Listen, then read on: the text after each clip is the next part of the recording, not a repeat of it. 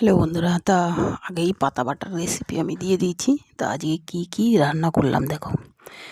রান্না বলতে আজকে কিছু করিনি, কেননা কালকে মাংস খেয়ে কারোর পেট ভালো নেই। রবিবারে মাংস এনেছিলাম, সেটা খেয়েছে। এবার শনিবারে আমার মেয়ে বলছে, মা শুধু ভাত করো, সিদ্ধ ভাত করেছি বলতে দেখো, আলু সিদ্ধ দিয়ে দিয়েছিলাম আর একটা টমেটো, আলু 3-4টে আলু সিদ্ধ দিয়েছিলাম। 3-4টে আলুর সাথে একটা টমেটো দিয়ে দিচ্ছি। আর দিলাম তোমার শুকনো লঙ্কা ভেজে নিয়েছিলাম 3টে, আর পেঁয়াজ ভেজে নিয়েছিলাম একটা গোটা বড় পেঁয়াজ। ভালো করে মাখিয়ে নিচ্ছি। আজকে শুধু এই পাতা বাটা, ফুলকপির পাতা বাটা আর আলু সিদ্ধ,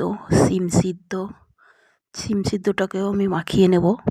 সব পেঁয়াজ ভেজে রেখেছি ওটার জন্য। 3টে এতে শুকনো লঙ্কা দিলাম, ওতে 3টে শুকনো লঙ্কা দিলাম, আর কাঁচা লঙ্কা দিলাম 3টে। ঝালটা একটু বেশিই খায়, কিন্তু শুকনো লঙ্কা আমরা দিই না, শুকনো লঙ্কাটা একটু কমই খাই, তাও দেওয়া লাগে।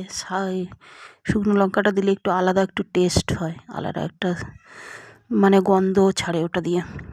তার জন্যে 3টে শুকনো লঙ্কা আর 3টে দিলাম কাঁচা লঙ্কা সিদ্ধ দিয়ে দিয়েছিলাম ভাতের মধ্যে। ওই 3টে দিয়ে 6টা দিয়ে আমি মাখিয়ে নিচ্ছি।